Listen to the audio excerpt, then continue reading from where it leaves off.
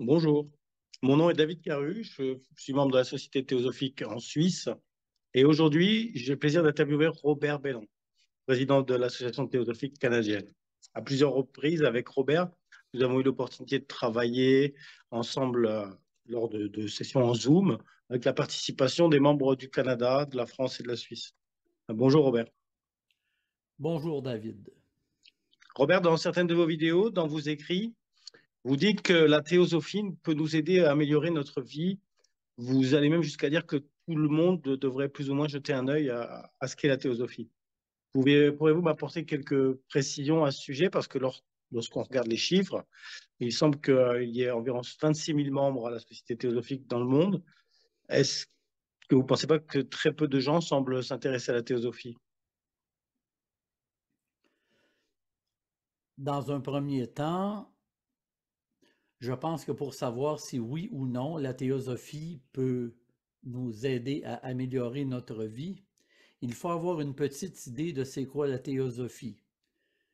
Car quoique plusieurs personnes en aient entendu parler, ou même connaissent jusqu'à un certain point la théosophie, plusieurs n'ont même jamais entendu le mot. Je vais donc en venir assez rapidement à la question principale, mais commençons tout d'abord par donner une petite idée de c'est quoi la théosophie. Très bien. En effet, ça me semble une bonne idée et même peut-être indispensable de prendre quelques minutes pour apporter des clarifications sur le sujet.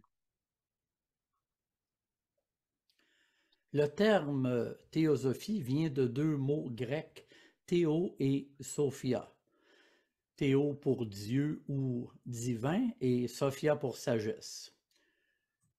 Le mot théosophie peut donc être traduit par la sagesse des dieux ou la sagesse divine. Le mot théosophie a été utilisé pour la première fois par écrit vers le troisième siècle de notre ère par les théosophes néoplatoniciens. Donc, à cette époque, on a appelé cette sagesse ancienne universelle théosophie. Évidemment, cette sagesse existait avant et on peut présumer qu'elle a été appelée par bien d'autres noms. Depuis la fin du 19e siècle, le mot théosophie a souvent été utilisé pour décrire l'ensemble des enseignements qui ont été donnés par Madame Blavatsky et d'autres écrivains théosophiques.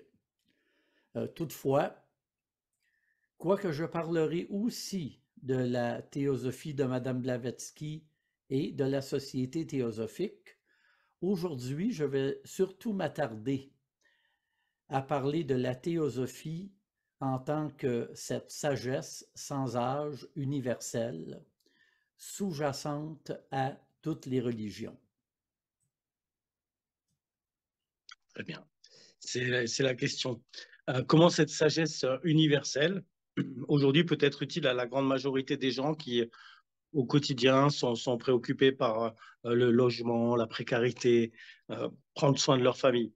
Je n'ai pas l'impression que si j'emploie le terme sagesse ancienne universelle, j'aurai plus de succès qu'en leur proposant la théosophie.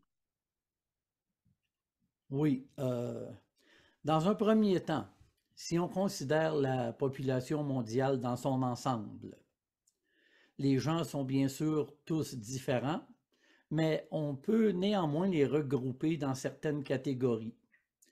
Ainsi, lorsque l'on parle d'une sagesse universelle sans âge, qui sous-tend toutes les philosophies, toutes les religions, toutes les sciences, je pense qu'il est assez facile de concevoir que pour les chercheurs, les scientifiques, les philosophes, les pratiquants sérieux d'une religion, les personnes qui cherchent un sens à la vie, qu'il y ait là un intérêt possible pour eux, puisqu'ils y trouveront sûrement des éléments pour mener à bien leurs travaux, leurs recherches, leurs quêtes.